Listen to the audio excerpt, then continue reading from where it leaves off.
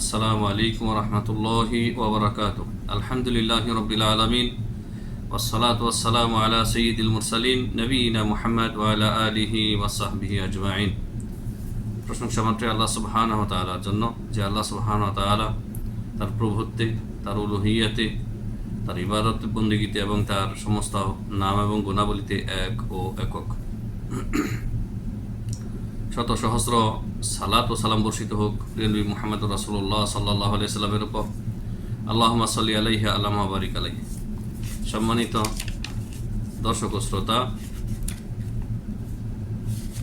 আমাদের আল কাওয়াইদুল আরবাআ কিতাব এর আলোচনার আজকে পঞ্চম পর্ব।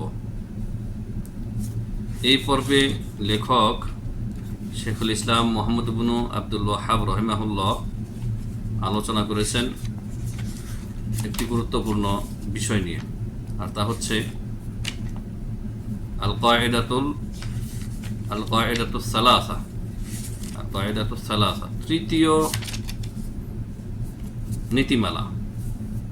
তৃতীয় নীতিমালাতে তিনি কি আলোচনা করেছেন তা আজকে আপনাদেরকে শোনাবো।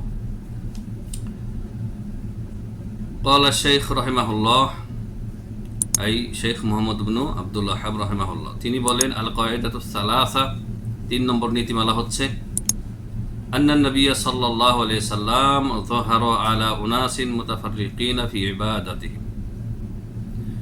নবী সাল্লাল্লাহু আলাইহি সাল্লাম এমন লোকদের মাঝে আবির্ভূত হয়েছিলেন, মানে মক্কার লোকদের মাঝে এমন সময় তিনি উপস্থিত হয়েছিলেন এমন লোকদের মাঝে যারা ইবাদত বন্দিগির ক্ষেত্রে ছিল মুতাফাররিকিন, মানে বিভিন্নমুখী। এক একজনের ইবাদত বন্দিগি ছিল এক একটা, মানে এক একজনের মাবুদ ছিল এক একটা, বিভিন্ন কিছুর ইবাদত বন্দিগি তারা করত। মানে এক একজন এক এক মূর্তির বা এক এক মাবুদের উপাসনা করত। সবাই এক মাবুদের উপাসনা করতো না, মানে বাতিল মাবুদ তবুও এক মাবুদ ছিল না তাদের, যে কেউ শুধু হুবাল, লাত, উজ্জা এগুলির ইবাদত করে ক্ষান্ত হচ্ছে না। কেউ লাত ও হুবাল, উজ্জা, মানাত এগুলির ইবাদত করত, আবার কেউ অন্য কিছুর ইবাদত করত। সেগুলি বলতে যাচ্ছেন তিনি। মিনহুম মান ইয়াবুদুল মালাইকাতা, তাদের মধ্যে কেউ কেউ মালাইকাদের মানে ফেরেশতাদের ইবাদত করত। কিভাবে? মালাইকাদের নামে তারা বিভিন্ন কল্পিত মূর্তি তারা রচনা করেছিল, বানিয়ে নিয়েছিল। ওয়ামিনহুম মান ইয়াবুদুল আম্বিয়া ওয়াস সালিহিন, এই মক্কার মুশরিকদের মধ্যে কেউ কেউ নবীদের ইবাদত করত, আবার কেউ কেউ নেককার লোকদের ইবাদত করত, নেককার ব্যক্তিদের। ওয়ামিনহুম মান ইয়াবুদুল আশজার ওয়াল আহজার, আর কেউ কেউ তাদের মধ্য থেকে গাছ এবং পাথরের ইবাদত করত। ওয়ামিনহুম মান ইয়াবুদুশ শামসা ওয়াল কমার, তাদের মধ্য থেকে কেউ কেউ সূর্য এবং চন্দ্রের ইবাদত উপাসনা করত। তাহলে লেখক যে কথা বলেছেন তার দলিল কিন্তু সামনে আসতেছে। তার দলিল তিনি সরাসরি কোরআনুল কারীম থেকে উল্লেখ করেছেন। তো এই যে মক্কার মুশরিকরা এক একজনের ইবাদত বন্দেগী করত, ক্বাতালাহুম রাসূলুল্লাহ সাল্লাল্লাহু আলাইহি সাল্লাম ওয়া লাম ইউফাররিক বাইনাহুম, নবী সাল্লাল্লাহু আলাইহি সাল্লাম, রাসূলুল্লাহ সাল্লাল্লাহু আলাইহি সাল্লাম তাদের সবার সাথেই কেতাল করেছেন, মানে সশস্ত্র যুদ্ধ করেছেন। তাদের মধ্য থেকে কাউকে পার্থক্য করেননি, কাউকে তিনি আলাদা করেননি, মানে সবাইকে তিনি কাফের মুশরিক আখ্যায়িত করেছেন।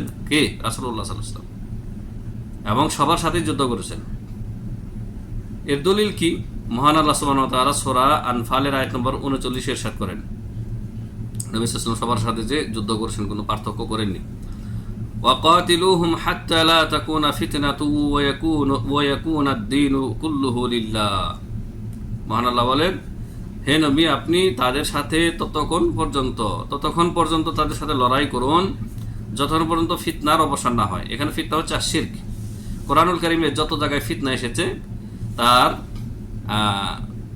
প্রসঙ্গ, তার যে সিয়াক, তার বিভিন্ন প্রসঙ্গ অনুযায়ী তার অর্থ ভিন্ন ভিন্ন হবে। কখনো ফিতনা হচ্ছে পরীক্ষা, কখনো ফিতনার অর্থ হচ্ছে আপনার শিরিক। অর্থাৎ যেই প্রসঙ্গ ওইখানে এসেছে ফিতনা শব্দটি, ওই অর্থ তখন বহন করে বা সেই অর্থ হবে। এইখানে যে আল্লাহ তাআলা বলেছেন যে ক্বাতিলুহুম হাত্তা লা তাকুনা ফিতনা, নবী আপনি তাদের সাথে ততক্ষণ পর্যন্ত লড়াই করুন যতক্ষণ পর্যন্ত ফিতনার অবসান না হয়। এই ফিতনা হচ্ছে আশিরক, মানে যতক্ষণ পর্যন্ত পৃথিবী থেকে শিরক নিশ্চিহ্ন না হয়ে যায়, শিরিকের অবসান না হয় ততক্ষণ পর্যন্ত আপনি তাদের সাথে লড়াই করুন। ওয়ায়াকুন আদ-দীনু কুল্লুহু লিল্লাহ, আর দিন তথা আনুগত্য যতক্ষণ পর্যন্ত আল্লাহর জন্য একনিষ্ঠ না হয়ে যায়, শিরিক মুক্ত না হয়ে যায়, ততক্ষণ পর্যন্ত আপনি তাদের সাথে লড়াই করুন। তাহলে নবী সাল্লাল্লাহু আলাইহি ওয়াসাল্লাম সবার সাথে লড়াই করেছেন, কোনো পার্থক্য করেননি। খুব ভালো করে খেয়াল করবেন যে লেখক কি বলেছেন এখানে। লেখক বলেছেন যে তারা বিভিন্ন চতুর্মুখী মাবুদের ইবাদত করত। নবী সাল্লাল্লাহু আলাইহি ওয়াসাল্লাম তাদের কাউকে পার্থক্য করেননি যে কাফের এ কাফের না, না তা করেননি। ওয়াদালিলুশ শামস ওয়াল কমার, তারা যে মক্কার মুশরিকরা যে চন্দ্র সূর্যের ইবাদত করত তার দলিল হচ্ছে আল্লাহ রাব্বুল আলামিন সূরা ফুসসিলাত আয়াত নম্বর 37 বলেন, ওয়ামিন আয়াতিহিল লাইলু ওয়ান নাহারু ওয়াশ শামসু ওয়াল কমার।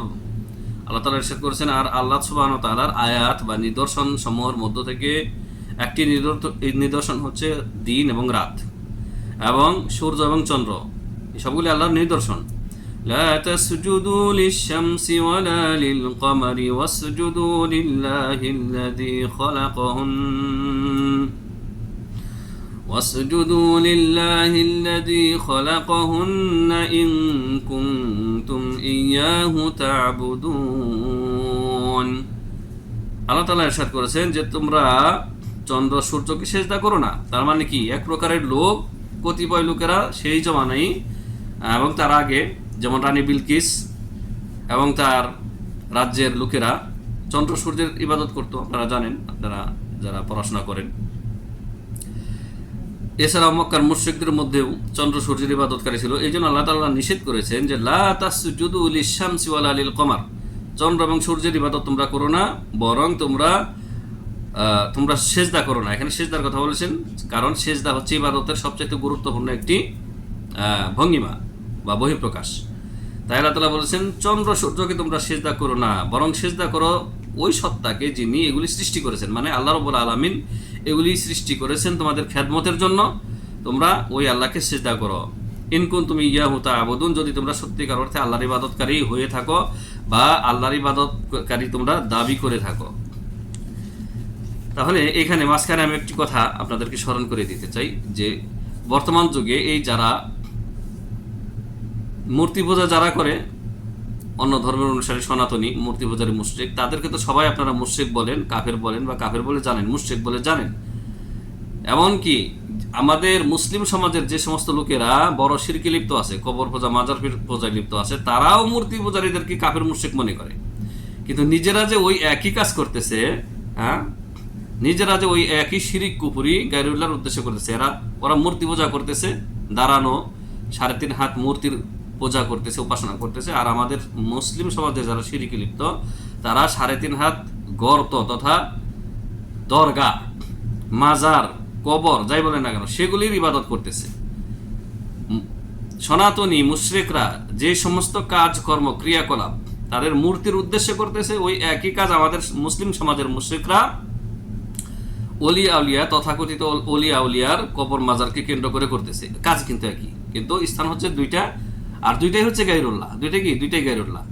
মূর্তিও গায়রুল্লাহ, আপনার ওলি আউলিয়া, গৌস কুতুব তারাও গায়রুল্লাহ। মানে আল্লাহ ছাড়া যা কিছু রয়েছে এই মহাবিশ্বে, আসমান জমিনে, আল্লাহ ছাড়া যে কেউ রয়েছে সবাই হচ্ছে গায়রুল্লাহ। গায়ের মানে ব্যতীত, আর আল্লাহ মানে আল্লাহ ব্যতীত যারা রয়েছে তারা সবাই হচ্ছে গায়রুল্লাহ। তাহলে মূর্তিও গায়রুল্লাহ, আপনার কবর মাজারও গায়রুল্লাহ, কারণ কবর মাজারগুলি তো আর আল্লাহ বা আল্লাহর কোনো অংশ না, সবাই গায়রুল্লাহর পূজায় লিপ্ত। এখন আমরা যদি মূর্তি পূজারীদেরকে মুশরিক বলি তাহলে তারা ঠিক আছে, মানে আমাদের মুসলিম সমাজে যারা শিরক করে তারা রাগ গোসা করে না।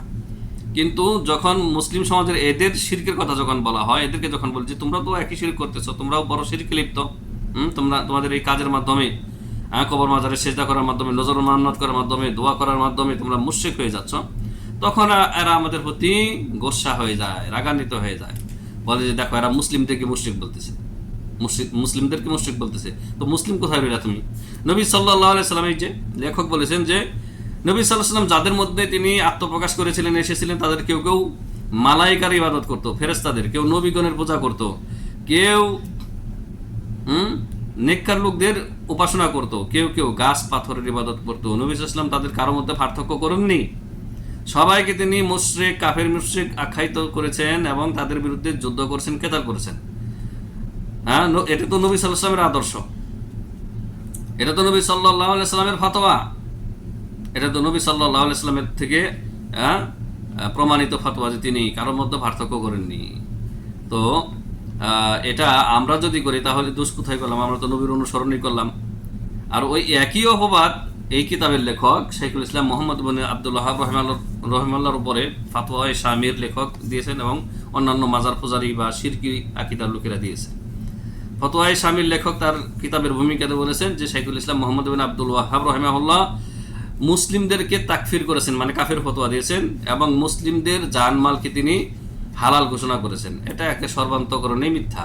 মানে শাইখুল ইসলাম মুহাম্মদ ইবনে আব্দুল ওয়াহাব রহিমাহুল্লাহ তিনি ফতোয়া দিয়েছেন আসলে যারা মুশরিক, যারা শিরকি ক্রিয়াকর্মে লিপ্ত ছিল, যারা গায়রুল্লাহর পূজা ইবাদতে লিপ্ত ছিল, তাদেরকে তিনি কাফের মুশরিক আখ্যায়িত করেছেন। কোন তৌহিদবাদী মুসলিমকে তিনি তাকফিরও করেন নাই, তাদের জানমালকে তিনি হালালও করেন নাই। আর তার সাথে ছিলেন সমকালীন শাসক তিনি ফাতোয়া দিয়েছেন এবং শাসক তার বাস্তবায়ন করেছেন, যুদ্ধ করেছেন। দলিলুল মালায়েকা, আর সেই সময়কার কতিপয় মানুষরা যে ফেরেশতাদের ইবাদত করত, পূজা অর্চনা করত, তার দলিল কি? তার দলিল হচ্ছে সূরা আলে ইমরান আয়াত নম্বর 80। আল্লাহ তাআলা ইরশাদ করেছেন, ওয়ালা ইয়া'মুরুকুম আন তাত্তাখিদুল মালাইকাতা ওয়ান নাবিয়্যিনা আরবাবা। আর আল্লাহ সুবহানাহু ওয়া তাআলা তোমাদেরকে এই নির্দেশ দেন না, হে মুশরিকরা, যে তোমরা আল্লাহকে বাদ দিয়ে নবীগণকে এবং ফেরেশতাদেরকে, মালাইকাদেরকে তোমরা রব বানিয়ে নাও, মাবুদ বানিয়ে নাও। এটা আল্লাহ নির্দেশ করেন না, এটা তোমাদের মিথ্যা রচনা। আরবাব, রব্বনের বহুবচন হচ্ছে আরবাব। তো আল্লাহ রাব্বুল আলামিন এখানে এই আয়াতে কেন বলেছেন এই কথা? যে মক্কার মুশরিকরা এবং তার আগের মুশরিকরাও মালায়েকাদের এবং নবীগণকে মাবুদ বানিয়ে নিয়েছিল। তার উৎকৃষ্ট বা জলজান্ত প্রমাণ সামনে আসতেছে আরো আয়াতে। ওয়া দালিলুল আম্বিয়া, আর মুশরিকরা যে নবীগণের ইবাদত করত তার দলিল হচ্ছে আপনার তৎকালীন সময়কার যারা নাসারা, খ্রিস্টান এবং ইহুদি, অনুরূপভাবে আজকের যুগের যে সমস্ত ইহুদি খ্রিস্টান রয়েছে এরা কার ইবাদত করে? কে বাদ দিয়ে ঈসা মসিহ আলাইহিস সালামের ইবাদত করে, তাকে মাবুদ বানিয়ে নিয়েছে। তার কল্পিত মূর্তি, শুলবিদ্ধ, ক্রুশবিদ্ধ মূর্তি বানিয়ে এই মূর্তির উপর ইবাদত করে। আপনারা গির্জার দৃশ্য দেখে থাকলে দেখে নিন। এবং এরা ঈসা ইসলামের মা একজন নেককার বান্দি ছিলেন, মারিয়াম আলাইহিস সালাম, তারও ইবাদত করে, মেরির মূর্তি বানিয়ে তার ইবাদত করে। সূরা মায়েদা আয়াত নম্বর 116 তে আল্লাহ তাআলা বলেন, ওয়াইদ ক্বালাল্লাহু ইয়া ঈসা ইবনে মারইয়াম আনতা কুলতা লিন-নাস। আর আল্লাহ রাব্বুল আলামিন কিয়ামতের দিন বিচার দিবসে যখন ঈসা ইবনে মারইয়ামকে বলবেন, আনতা কুলতা লিন-নাস ইত্তাখিযুনি ওয়া উম্মি ইলাহাইনি মিন দুনিল্লাহ। আল্লাহ বলবেন সেই দিন বিচার দিবসে, হে ঈসা ইবনে মারইয়াম, তুমি কি মানুষদেরকে এই নির্দেশ দিয়েছিলে যে হে মানুষ সকল, তোমরা আমাকে এবং আমার মা মারিয়ামকে দুই মাবুদ হিসাবে গ্রহণ করো আল্লাহকে বাদ দিয়ে? আল্লাহ তাআলা সমস্ত খ্রিস্টান জগৎকে সামনে রেখে ঈসা ইবনে মারইয়ামকে এই প্রশ্ন করবেন। ঈসা ইবনে মারইয়াম কি বলবেন? তিনি নিজেকে এই দায়িত্ব থেকে বা এই কথা থেকে মুক্ত ঘোষণা করবেন। তিনি বলবেন, কোরআনের ভাষায় আল্লাহ তাআলা অগ্রিম উল্লেখ করে দিয়েছেন যে ঈসা আলাইহিস সালামের সাথে আল্লাহর কি কথোপকথন হবে আর ঈসা ইবনে মারইয়াম কি জবাব দেবেন। তিনি বলবেন, قال سبحانك ما يكون لي أن أقول ما ليس لي بحق। হে আল্লাহ, আপনি পাক পবিত্র, আপনি সমস্ত দোষ ত্রুটি, ঘাটতি অসম্পূর্ণতা থেকে আপনি পাক পবিত্র। মা ইয়াকুনু লি আন আকুলা মা লাইসা লি বিহাক, আমার যেই বিষয়ে আমার কোনো অধিকার নেই সেই বিষয়ে আমি তাদেরকে বলবো, এটা আমার কোনো হক নেই। আল্লাহ, আমি কিভাবে কথা বলতে পারি? ইন কুনতু কুলতুহু ফাকাদ আলিমতা, আমি যদি এই কথা বলে থাকি খ্রিস্টান জগৎকে যে তোমরা আমাকে এবং আমার মা মারিয়ামকে দুই মাবুদ হিসেবে গ্রহণ করে থাকো, তাহলে আপনি তো জানেনই। তাহলে আমি বলছি কি বলি না তা তো আপনি জানেন। তা'লামু মা ফি নাফসি ওয়া লা আ'লামু মা ফি নাফসিক, হে আল্লাহ, আপনি জানেন যে আমার অন্তরে কি আছে, আমার নফসে কি আছে তা আপনি জানেন। ওয়ালা আ'লামু মা ফি নাফসিক, আপনার অন্তরে কি আছে আমি জানি না। ইন্নাকা আনতা আল্লামুল গুয়ুব, আর নিশ্চয় আপনি সমস্ত গায়েবের গায়েব আপনার কাছে, আপনি ইলমুল গায়েব, আলিমুল গায়েব, আপনি সমস্ত গায়েব আপনি জানেন। সূরা মাইদা 116-তে এই আয়াত আল্লাহ তাআলা দলিল মানে উল্লেখ করেছেন যে ঈসা ইবনে মারিয়াম সমস্ত খ্রিস্টান জগতের সামনে নিজেকে বারাআত বা মুক্ত ঘোষণা করবেন, যে তিনি খ্রিস্টান জগৎকে এই কথা বলেননি, বরং খ্রিস্টান জগৎ তারা তাদের পূর্ববর্তী সবচাইতে প্রথম যে ব্যক্তি খ্রিস্টান ধর্মকে বিকৃত করেছিল তার নাম হচ্ছে জন পোল, আরবিতে বলা হয় বোলস। এই জন পোল খ্রিস্টান জগৎকে বিভ্রান্ত করেছে, পথভ্রষ্ট করেছে এবং খ্রিস্ট ধর্মকে পরিবর্তন করে ফেলেছে। জি, ওই দিকে আর যাচ্ছি না। আর সূরা ইসরা, বানী ইসরাঈল আল্লাহ তাআলা উল্লেখ করেছেন যে মুশরিকরা নেককারদের ইবাদত করত। আল্লাহ তাআলা বলেছেন ওয়াদালিলুস সালিহিন, মক্কার মুশরিক এবং অন্যান্য মুশরিকরা যে নেককার লোকদের ইবাদত করত, আর সেটাও যে বড় শিরক, সেটা আল্লাহ তাআলা বলেছেন উলাইকাল্লাযীনা ইয়াদউনা ইয়াবতাগুনা ইলা রাব্বিহিমুল ওয়াসিলাতা আইয়ুহুম আকরাব। আর মক্কার মুশরিক সহ সমস্ত মুশরিকরা এমন ব্যক্তিদের ইবাদত করত যে ব্যক্তিরা, যে মানুষেরা নিজেরাই আল্লাহর নৈকট্য অর্জনের চেষ্টা করত। ওয়ারজুনা রাহমাতা, ওই লোকেরা যাদের ইবাদত মুশরিকরা করত, ওই লোকেরা নিজেরাই আল্লাহর রহমত কিভাবে পাবে সেই আশা করত। ওয়াখাফুনা আযাবা, আর তারা আল্লাহকে ভয় করত, আল্লাহর আযাবকে, শাস্তিকে ভয় করত। তাহলে মক্কার মুশরিকরা এবং তৎকালীন মুশরিকরা যে সমস্ত নেককার বান্দাদের ইবাদত বন্দি করত, পূজা অর্চনা করত, ওই যাদেরকে মাবুদ বানিয়ে নিয়েছিল তারাই আল্লাহর আযাবকে ভয় করত, আল্লাহর রহমতের আশাবাদী ছিল এবং আল্লাহর নৈকট্য কিভাবে অর্জন করা যায় তারা সেই চেষ্টা করত। এক কথায় তারা মুওয়াহ্হিদ ছিলেন, তারা এক আল্লাহর ইবাদত গোজার ছিলেন, এক আল্লাহর ইবাদত বন্দেগী করতেন। তাহলে এই কোরআনের আয়াত থেকেই মানে আমরা এতগুলি প্রমাণ পেলাম যে মক্কার মুশরিক সহ অন্যান্য মুশরিকরা নবীগণের ইবাদত করত, যেমন ঈসা আলাইহিস সালাম এবং তার মা মারিয়ামের ইবাদত বন্দেগী করত তৎকালীন খ্রিস্টানরা এবং আজকেরও খ্রিস্টান সমাজ। তারপরে ইহুদিরা ওজাইর আলাইহিস সালামের পূজা করে, উপাসনা করে। অনুরূপভাবে মুশরিকরা নেককার ব্যক্তিদের কবর মাজারের ইবাদত করত, তাদের নামে মূর্তি বানিয়ে পূজা করত। অথচ ওই সমস্ত পূজনীয় ব্যক্তিরা তারাই আল্লাহর আযাবকে, শাস্তিকে ভয় করত, আল্লাহর রহমতের আশাবাদী ছিলেন, তারা আল্লাহর নৈকট্য অর্জনের জন্য নেক আমল করতেন। জি, এবং সেই যুগের মুশরিকরা, নবী সাল্লাল্লাহু আলাইহি ওয়াসাল্লামের যুগের মুশরিকরা যে গাছ এবং পাথরের ইবাদত করত তার দলিল হচ্ছে সূরা নাজমের আয়াত নম্বর 19 এবং 20। আল্লাহ তাআলা বলেছেন আফারাআইতুমুল লাতা ওয়াল উজ্জা ওয়া মানাতাস সালিসাতাল উখরা, তোমরা কি ভেবে দেখেছো লাত এবং উজ্জা সম্পর্কে? মক্কার মুশরিকরা লাত এবং উজ্জার পূজা করে, এই সম্পর্কে ভেবে দেখেছো যেগুলি কি মূলত? ওয়া মানাতাস সালিসাতাল উখরা, আর তৃতীয় যে মূর্তি মানাত সেটি সম্পর্কে তোমরা ভেবে দেখেছো? তো এই যে মূর্তিগুলি, এগুলি কোনোটা ছিল গাছ এবং পাথর, কোনোটা আপনার মানুষের সুরতে মূর্তি, কোনোটা শুধু গাছ, মুজাররাদ গাছ। সেগুলি ব্যাখ্যা আসবে সামনে, এই জন্য আমি নিজে থেকে ব্যাখ্যা করছি না, এই কিতাবের ব্যাখ্যাকার যা উল্লেখ করেছেন সেগুলি বলবো ইনশাআল্লাহ, যাতে করে আকীদার ক্ষেত্রে আমাদের কোনো অসম্পূর্ণতা না থাকে, মানে একেবারে সূক্ষ্ম বিষয় যাতে আমাদের আলোচনায় উঠে আসে, কোনো বিষয় বাদ না যায়। এই জন্য লেখকের আলোচনা করতেছি, লেখক যে আলোচনাগুলি করেছেন সেগুলির ব্যাখ্যা করতেছি বা তর্জমা করতেছি। আর এই কিতাবের যিনি ব্যাখ্যাকার শেখ আব্দুর রহমান বিন নাসির আল বাররাক হাফিজাহুল্লাহ, তার ব্যাখ্যা আপনাদেরকে শোনাবো। তো এই যে তিনটি মূর্তির কথা আল্লাহ তাআলা বলছেন আফারাআইতুমুল লাতা ওয়াল উজ্জা ওয়া মানাতাস সালিসাতাল উখরা, তোমরা কি ভেবে দেখেছো লাত উজ্জা সম্পর্কে, আর তৃতীয় যে মূর্তি আরেকটি মানাত তার সম্পর্কে ভেবে দেখেছো? এবার হাদিস থেকে একটি প্রমাণ লেখক উল্লেখ করেছেন যে মক্কার মুশরিকরা, তৎকালীন মুশরিকরা গাছের যে পূজা করত, গাছের ইবাদত করত। হাদিস আবি ওয়াকিদ আল-লাইসি, বিখ্যাত সাহাবী আবু ওয়াকিদ আল-লাইসি, তিনি হাদিস বর্ণনা করেছেন। হাদিসটি রয়েছে আপনার মুসনাদ আহমদের 5ম খণ্ডের 218 এবং তিরমিজি শরীফেও হাদিসটি রয়েছে আপনার 2180, ইবনে মাজাতে রয়েছে 6702 নম্বর হাদিস। হ্যাঁ, আবু ওয়াকিদ আল-লাইসি রাদিয়াল্লাহু আনহু তিনি বলেন, খরাজনা মা রাসূলিল্লাহি সাল্লাল্লাহু আলাইহি ওয়াসাল্লাম ইলা হুনাইন, আমরা নবী সাল্লাল্লাহু আলাইহি ওয়াসাল্লামের সাথে হুনাইনের যুদ্ধে গেলাম। হুনাইনের যুদ্ধ সম্পর্কে আপনাদের জানা আছে। এটা কখন হয়েছিল? মক্কা বিজয়ের পর। মক্কা বিজয়ের পর আশেপাশের আপনার তায়েফ এবং আশেপাশে হাওয়াজেন গোত্র, বড় বড় গোত্রদের সমস্ত মুশরিকরা একত্র হয়েছিল, ঐক্যবদ্ধ হয়েছিল নবী সাল্লাল্লাহু আলাইহি ওয়াসাল্লাম এবং সাহাবায়ে কেরামকে, মুসলিমদেরকে একযোগে আক্রমণ করে শেষ করে দেবে।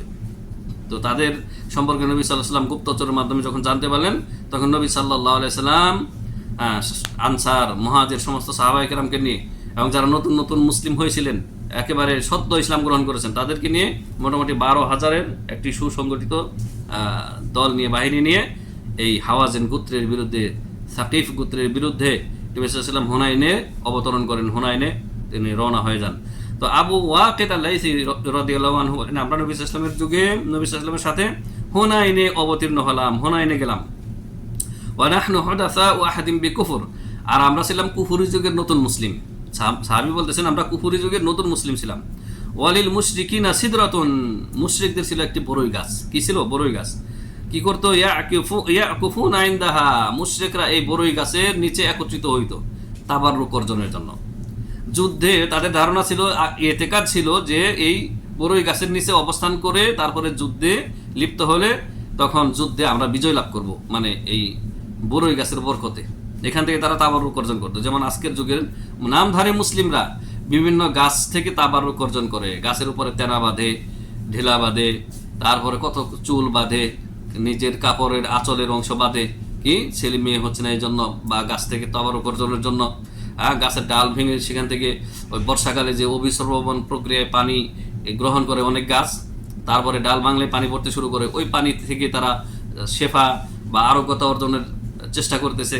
এই সবগুলি হচ্ছে গাছ পূজা, যা মক্কার মুশরিকরা এই দেখেন তাদের এই বড়ই গাছ থেকে তারা তাবাররুক অর্জনের জন্য ইয়াকুফুনা ইনদাহা, এই গাছের নিচে অবস্থান করত। ওয়ায়ানুতুনা বিহা আসলিহাতাহুম, আর এই গাছের ডালের সাথে নিজেদের ঢাল, তলোয়ার, তীর এগুলি ঝুলিয়ে রাখতো, যাতে অস্ত্রে বরকত চলে আসে। অস্ত্রে যাতে বরকত চলে আসে এই গাছে ঝোলানোর পরে, তারপরে মুসলিমদের সাথে যুদ্ধ করলে মুশরিকরা বিজয় লাভ করতে পারে। এই ইতিকাদ নিয়ে তারা এই বড়ই গাছের পূজা করতো। এটাই ছিল তাদের পূজা। এই বড়ই গাছকে তারা সেজদা করতো না। এই হাদিসে বলা হয়নি যে এই জাতে আনোয়াত, ইউকালু লাহু জাতু আনোয়াতিন, এই বড়ই গাছকে বলা হয়তো জাতে আনোয়াত। এটার নাম তারা রেখেছিল জাতে আনোয়াত। তো এই গাছকে তারা কিন্তু সেজদা করতো না। তাদের পূজার ধরনটা কি ছিল ভালো করে বোঝেন। তারা এই গাছের নিচে অবস্থান করতো বরকতের আশায়, আর এর উপরে বা এর ডালপালার মধ্যে তারা অস্ত্র ঝুলিয়ে রাখতো বরকতের আশায়। এটাই হচ্ছে পূজা। কারণ বরকত, তাবাররুক একমাত্র আল্লাহর পক্ষ থেকে। আল্লাহ বারাকাতু মিনাল্লাহ, হাদিসে রয়েছে, সহিহ হাদিসে, যে বরকত হচ্ছে না একমাত্র আল্লাহ রাব্বুল আলামিনের পক্ষ থেকে। তাবারাকাল্লাযী বিয়াদিহিল মুলক, বরকত সেই সত্তা, বরকত সেই সত্তার পক্ষ থেকে আসে যিনি, যার দুই হাতে রয়েছে কি রাজত্ব। তাহলে এই বরকত যেহেতু আল্লাহর পক্ষ থেকে আসে, আল্লাহর কাছে তাবাররুক চাইতে হবে, বরকত চাইতে হবে আল্লাহর ইবাদত বন্দেগীর মাধ্যমে। এই বরকত যখন আল্লাহকে বাদ দিয়ে কোনো গাছ থেকে অর্জন করা হবে, পাথর থেকে অর্জন করা হবে, বা ইতিকাদ রাখা হবে যে গাছ থেকে আসে, পাথর থেকে আসে, কবর মাজার থেকে আসে, তখন এটা তাদের ইবাদত। এটাই হচ্ছে ইবাদত। বুঝতে পেরেছেন? সাহাবী আবু ওয়াকিদ আল-লাইসি বলতেছেন, ফামাররনা বিসিদরাতিন, আমরাও অন্য একটি বড়ই গাছের কাছ দিয়ে যাচ্ছিলাম। তখন আমরা আবদার করে বসলাম, ইয়া রাসূলুল্লাহ সাল্লাল্লাহু আলাইহি সাল্লাম, হে আল্লাহর নবী সাল্লাল্লাহু আলাইহি ওয়াসাল্লাম, ইজআল লানা যাতা আনওয়াতিন কামা লাহুম যাতু আনওয়াতিন। হে আল্লাহর নবী সাল্লাল্লাহু আলাইহি ওয়াসাল্লাম, মুশরিকদের যেমন একটি জাতে আনওয়াত নামক বড়ই গাছ রয়েছে, আমাদের জন্য একটি জাতে আনওয়াত বড়ই গাছ আপনি নির্দিষ্ট করে দিন, যার নিচে আমরা একটু অবস্থান গ্রহণ করবো। সাহাবী কিন্তু এই কথা বলেননি যে আমরা অস্ত্র ঝোলাবো, আমরা বরকত হাসিল করব, এই কোনো কথা বলেননি। শুধু বলছেন সাহাবী যে মুশরিকদের যেমনি একটি বড়ই গাছ রয়েছে জাতে আনওয়াত নামে, আমাদের জন্য একটি জাতে আনওয়াত আপনি নির্দিষ্ট করে দেন হে আল্লাহ নবী সাল্লাল্লাহু আলাইহি ওয়াসাল্লাম। তখন নবী সাল্লাল্লাহু আলাইহি ওয়াসাল্লাম কি বলেছিলেন? এখানে পুরো হাদিসটি আনেননি লেখক, আমি উল্লেখ করতেছি। নবী সাল্লাল্লাহু আলাইহি ওয়াসাল্লাম বলছেন, ইন্নাকুম ওয়াল্লাহি, আল্লাহর কসম করে বলতেছি, যে তোমরা ওই রকম কথাই বললে যেমনি ভাবে বনি ইসরাইল মুসাকে বলেছিল সমুদ্র পার হওয়ার পরে নিজ চোখে দেখলো, নিজেরা স্বচক্ষে দেখলো বনি ইসরাইলরা যে আল্লাহ রাব্বুল আলামিন তাদের দুশমন ফেরাউন এবং তাদের দলবলকে সৈন্য সামন্তকে সমুদ্রের মধ্যে ডুবিয়ে ধ্বংস করে দিলেন। তখন মুসা আলাইহিস সালাম এবং বানি ইসরাইল একটি গ্রাম দিয়ে যাচ্ছিলেন, দেখলেন যে ওই গ্রামের লোকেরা মূর্তি পূজা করতেছে, রাস্তার ধারে তাদের মূর্তি বা দেবী রয়েছে। তখন বানি ইসরাইল বলেছিল, ইজআল লানা ইলাহান কামা লাহুম আলিহা, হে মুসা, তাদের যেমন বহু মাবুদ রয়েছে, আপনি আমাদের জন্য একটা মাবুদ তো অন্তত নির্ধারণ করে দিন, যে আমরা দেখে দেখে ইবাদত করবো, অন্তত শান্তি মিলবে। তখন মুসা আলাইহিস সালাম আফসোস করে বলেছিলেন, ইন্নাকুম কওমুন তাজহালুন, হায় সর্বনাশ, এত কিছু এত ঘটনা দেখার পরেও যে আল্লাহর সর্বশক্তিমান এক আল্লাহ রাব্বুল আলামিন তোমাদেরকে কিভাবে রক্ষা করলেন তোমাদের দুশমন থেকে, আর তোমাদের দুশমনদেরকে আল্লাহ রাব্বুল আলামিন লোহিত সাগরে ডুবিয়ে ধ্বংস করে দিলেন, তারপরেও আবার শিরকে ফিরে যেতে চাচ্ছ, কুফরিতে ফিরে যেতে চাচ্ছ, আল্লাহকে বাদ দিয়ে তোমরা অন্য মাবুদ, তোমরা এই কি বলে বস্তুবাদের পূজা করতে চাচ্ছ, মানে দেখে দেখে ইবাদত করার জন্য তোমরা মূর্তি চাচ্ছ। এটাকে মাবুদ আখ্যায়িত করে যে তাদের যেমন বহু মাবুদ রয়েছে, আমাদের জন্য একটি মাবুদ নির্ধারণ করে দাও আল্লাহকে বাদ দিয়ে। হ্যাঁ, মূর্তি চাচ্ছ, মূর্তি পূজা করতে চাচ্ছ। তো আল্লাহ নবী সাল্লাল্লাহু আলাইহি ওয়াসাল্লাম বললেন যে মুসা আলাইহিস সালামের কাছে বনি ইসরাইল যেমনটি চেয়েছিল, তোমাদের কথাটি ঠিক সেই রকম হয়ে গেল, যে তাদের মুশরিকদের যেমন জাতে আনোয়াত নামে একটা বড়ই গাছ রয়েছে, আমাদের জন্য একটি জাতে আনোয়াত নামক বড়ই গাছ নির্ধারণ করে দিন, মানে ছাওয়া ছাওয়া তাদের মতোই। কারণ কি, আচ্ছা, আবু ওয়াকিদ আল-লাইসি সাহাবী, তারা এই কথা কেন বলেছিলেন নবীর কাছে এমন আবদার কেন করেছিলেন? কারণ তিনি নিজে বলতেছেন, নাহনু হুদাসা ও কুফর, নাহনু হুদাসা ও আহদিম বিকুফর, আমরা কুফরি যুগের নতুন মুসলিম ছিলাম, তৌহিদের জ্ঞান পরিপূর্ণভাবে এখনো অর্জন হয়নি। তাই নবী সাল্লাল্লাহু আলাইহি ওয়াসাল্লাম তাদেরকে সতর্ক করলেন যে লাতারকাবুন্না সানানা মান কানা ক্বাবলাকুম, তোমরা অবশ্যই পূর্ববর্তীদের যে পথ সেটা তোমরা অনুসরণ করবে। এটা আরেকটি হাদিসের অংশ। যা হোক, নবী সাল্লাল্লাহু আলাইহি ওয়াসাল্লাম তাদেরকে সতর্ক সাবধান করলেন যে তোমরা ওই রকম কথাই বললে যেমনিভাবে বনি ইসরাইল মুসা আলাইহিস সালামের কাছে আবদার করেছিল। তো এতক্ষণ যাবত আপনাদেরকে শাইখুল ইসলাম মুহাম্মদ বিন আব্দুল ওয়াহাব রাহিমাহুল্লাহর সংক্ষিপ্ত কথা আলোচনা করে শোনালাম। এখন ব্যাখ্যাকার যে কথা বলেছেন সেগুলি অনেক কথা, কিছু কথা আপনাদেরকে শোনাবো। তিনি বলেছেন, আব্দুর রহমান বিন নাসির আল বাররাক, যে কথাটি জেনে রাখা আমাদের জন্য আবশ্যক, যে নবী সাল্লাল্লাহু আলাইহি সাল্লাম যাদের কাছে আল্লাহ তাআলা নবী সাল্লাল্লাহু আলাইহি সাল্লামকে পাঠিয়েছিলেন দাওয়াত দেওয়ার জন্য,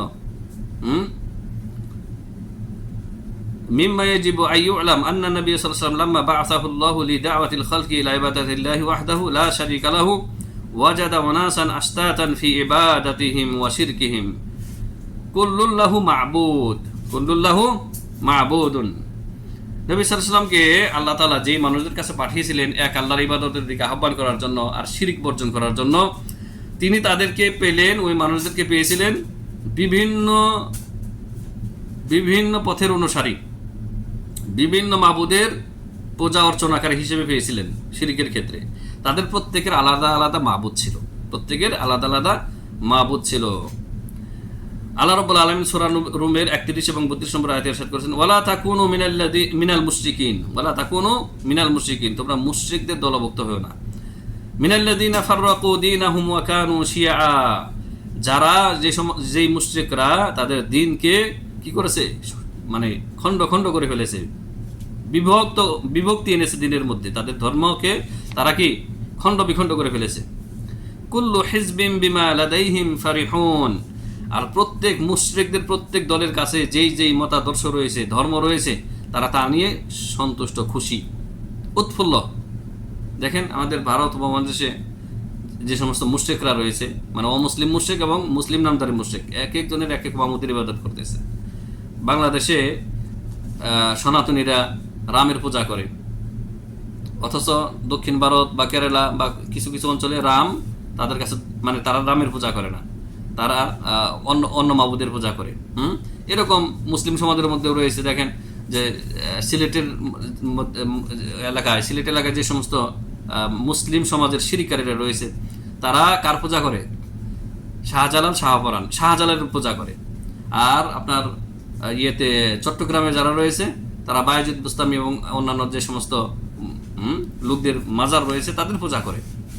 তো তাদের প্রত্যেকেই নিজ নিজ ওলিদেরকে নিয়ে খুশি আছে, সন্তুষ্ট আছে, এটা তাদের মাবুদ, এরা তাদেরকে মাবুদ বানিয়ে নিয়েছে এবং এই মাবুদ নিয়ে তারা অত্যন্ত খুশি, আনন্দিত।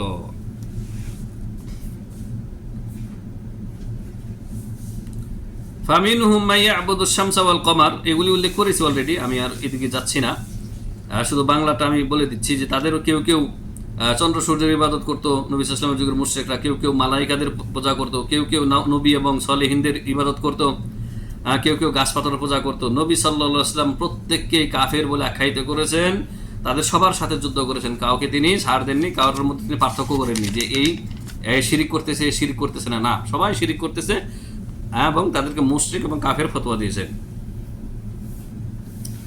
নবী।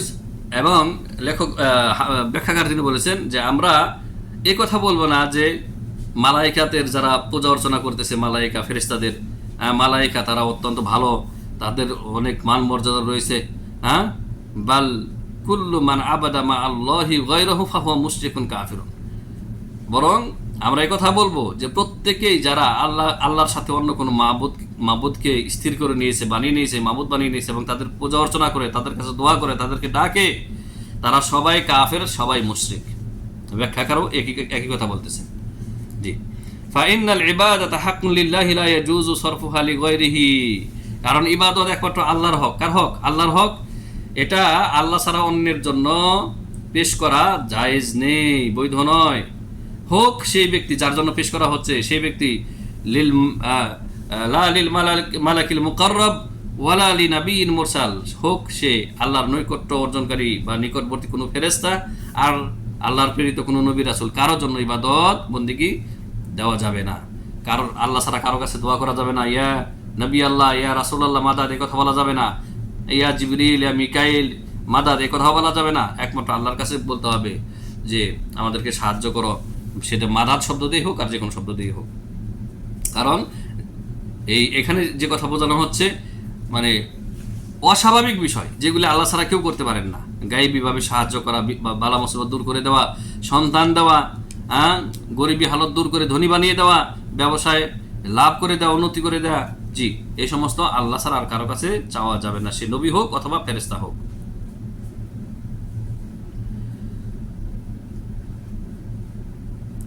আল্লাহ রাব্বুল আলামিন যে বলেছেন ওয়া কাতিলুহুম হাত্তা লা তাকুনা ফিতনাতুন, হে নবী ফিতনা নির্মূল হওয়া পর্যন্ত আপনি তাদের সাথে লড়াই করতে থাকুন। এর ব্যাখ্যাকার বলেছেন হাত্তা লা ইয়াকুনা শিরকুন, যতক্ষণ পর্যন্ত শিরিক নিশ্চিহ্ন না হয় ততক্ষণ পর্যন্ত তার সাথে লড়াই করুন।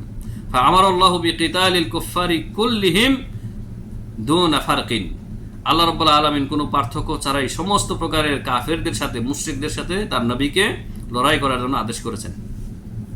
তারপরে ব্যাখ্যাকার বলতেছেন যে লেখক দলিল হিসাবে উল্লেখ করেছেন ওই আয়াতগুলি যেগুলি আমি উল্লেখ করেছি, সেদিকে আর যাচ্ছি না, যেখানে আল্লাহ তাআলা বলেছেন চন্দ্র সূর্যকে তোমরা সিজদা করো না, যে আল্লাহ তাআলা চন্দ্র সূর্যকে সৃষ্টি করেছেন সেই আল্লাহ তাআলাকে তোমরা সিজদা করো। কারণ আল্লাহ রাব্বুল আলামিন একমাত্র ইবাদতের মুস্তাহিক, যিনি এই সমস্ত বড় বড় মাখলুকাত সৃষ্টি করেছেন আমাদের খেদমতে। তারপরে ব্যাখ্যাকার বলেছেন যে হুদহুদ পাখি বলেছিল, হুদহুদের আলোচনা তিনি এখানে সংক্ষেপে নিয়ে এসেছেন। ওয়াকাল আল হুদহুদ ফি শানি বিলকিস, বিলকিস সম্পর্কে হুদহুদ পাখি সুলাইমান আলাইহিস সালামের কাছে এসে বললেন ওয়াজাদতুহা ওয়া কওমাহা ইয়াসজুদুনা লিশ-শামসি মিন দুনিল্লাহ। সূরা নামলের আয়াত নম্বর 24 আল্লাহ তাআলা বলেছেন হুদহুদ পাখির ঘটনা।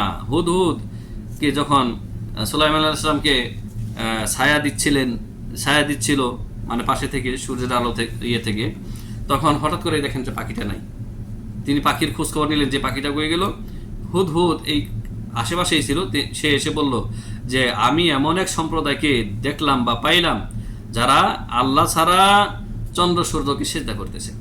তাহলে হুদহুদ পাখিও তাওহীদবাদী ছিল। দেখেন, ভালো লগে থাকলে মানুষ ভালো হয়। সর্বোৎকৃষ্ট সর্বোত্তম লোক ওই যুগের সুলাইমান আলাইহিস সালাম, আল্লাহর নবী। তো সুলাইমান আলাইহিস সালামের সোহবত গ্রহণ করার কারণে হুদহুদ পাখিও তাওহীদ বোঝে। কিন্তু এর বিপরীতে রানী বিলকিস এবং তার সম্প্রদায়, তার দেশের লোকেরা সুলাইমান আলাইহিস সালামের সঙ্গ থেকে দূরে থাকার কারণে বা তার সোহবত না পাওয়ার কারণে তারা শিরকে লিপ্ত রয়েছে। কিসের পূজা করতেছে? চন্দ্র এবং সূর্যের। সেই ভুল ধরিয়ে দিচ্ছে কে? হুদহুদ পাখি। হুদহুদ পাখি তাওহীদ বুঝে সুলাইমান আলাইহিস সালামের মতো একজন সম্মানিত নবীর সংসর্গ লাভ করার কারণে।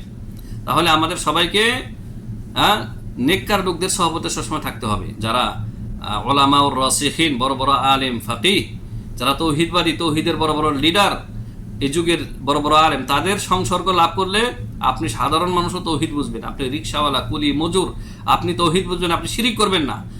আর তৌহিদবাদী আলেমদের সোহবত গ্রহণ না করলে, যারা বড় বড় আল্লামা হয়ে বসে আছে, কবর পূজারি, মাজার পূজারি, তারা ওই শিরিকের সিলেবাসে পড়াশোনা করার কারণে বা যেখানে শিরিক হচ্ছে সর্বদা, যে মাদ্রাসাগুলিতে আপনার মাজারের উপার্জিত পয়সা দিয়ে মাদ্রাসা চলে, আপনারা তো জানেন। সিলেটে যে শিরকের আখড়া রয়েছে সেখানে কিন্তু হেফজখানাও রয়েছে এবং আলিয়া মাদ্রাসা বলেন আর বড় মাদ্রাসা সেখানে রয়েছে।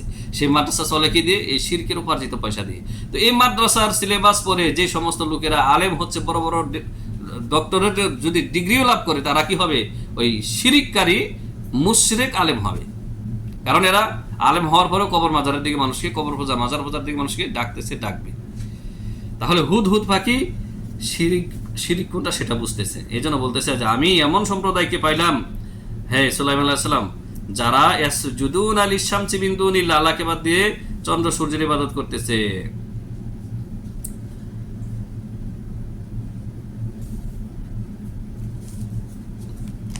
তো যে আয়াতগুলি আমি আগে উল্লেখ করেছি সেইগুলির দিকে যাচ্ছি না, যে ওই সমস্ত আয়াত এগুলি প্রমাণ করে যে পূর্বযুগের মুশরিকরা নবীগণের, মালাইকাগণের এবং নেককার লোকদের ইবাদত বন্দি করত।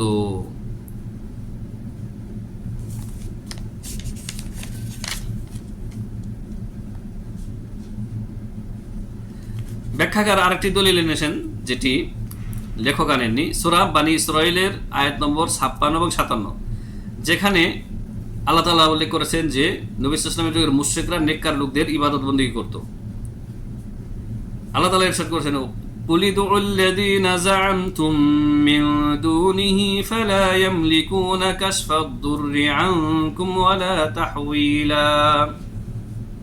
নবী, আপনি মুশরিকদেরকে বলুন যে তোমরা যাদেরকে আল্লাহর পৃষ্ঠপোষক বা আল্লাহর সাহায্যকারী বলে তোমরা ধারণা করে থাকো, মানে আল্লাহর সাথে অন্য মাবুদদেরকে তোমরা স্থির করে নিয়েছো, তোমরা এদেরকে যে ডাকতেছো, আহ্বান করতেছো, এদেরকে তোমরা ডাকো, আহ্বান করো।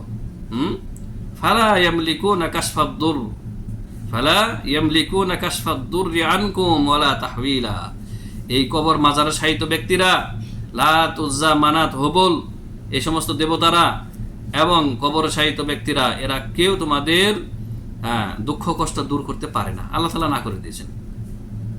তাহলে কোরআনের মাধ্যমে, কোরআনের আয়াতের মাধ্যমে এটা প্রমাণিত যে কবর মাজারের যারা শায়িত ব্যক্তি এবং নবী, আম্বিয়াগণ, আল্লাহ ছাড়া যারাই রয়েছে, কেউই গায়েবী ভাবে আপনার দুঃখ কষ্ট দূর করতে পারে না, এটা আল্লাহ নাকচ করে দিয়েছেন। এখন এই আয়াতের বিরোধী আপনি যদি এটা বিশ্বাস করে থাকেন, তাহলে আপনি আয়াতের সাথে কুফরি করলেন। প্রথম কথা, আয়াতকে অস্বীকার করলেন, তারপর আপনি শিরিক করলেন, আপনি কাফির হয়ে যাবেন। ওয়ালা তাহওয়িলা, আর এরা এই যাদেরকে মাবুদ স্থির করে নিয়েছো, বানিয়ে নিয়েছো, এরা তোমাদের দুঃখ কষ্ট দূর করে, ভালো কিছু পরিবর্তন করে, মানে দুঃখ কষ্ট দূর করে সুখ এনে দিতে পারে না। বরং এরাই, যাদের তোমরা পূজা অর্চনা করতেছো, এরাই আল্লাহর মুহতাজ, আল্লাহর কাছে রহমত কামনা করে, আল্লাহর আযাব গজবকে ভয় করে।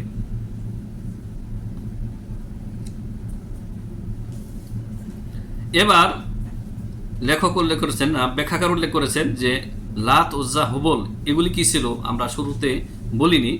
উজ্জা এটি ছিল একটি গাছ, উজ্জা দেবী এটা মূলত একটা গাছ ছিল, সাজারাতুন, জি।